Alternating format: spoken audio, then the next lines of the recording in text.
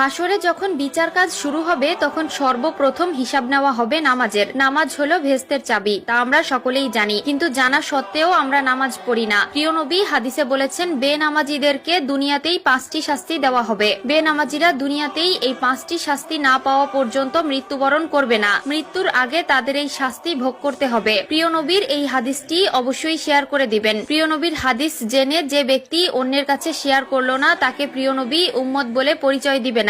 আমরা জানবো এবং অন্যকে জানাবো। এবং আপনি যদি প্রিয় নবীর উম্মত হয়ে থাকেন তাহলে অবশ্যই আলহামদুলিল্লাহ কমেন্ট করবেন। তো চলুন বেশি কথা না বলে শুরু করি আজকের ভিডিও। আজকে আমরা জানবো বেনামাজি ব্যক্তিদের দুনিয়াতে কোন 5টি শাস্তি দেওয়া হবে। বেনামাজি ব্যক্তির সর্বপ্রথম যে শাস্তি হলো সেটি হলো তার কোনো দোয়া কবুল হবে না। সে আল্লাহর কাছে যতই দোয়া করুক না কেন তার কোনো দোয়া আল্লাহর দরবারে কবুল হবে না। 2 নম্বরে যে শাস্তির কথা বলা হয়েছে তা হলো তার নেক কাজের কোনো বদলা দেওয়া হবে না। প্রিয় দর্শক, ধরুন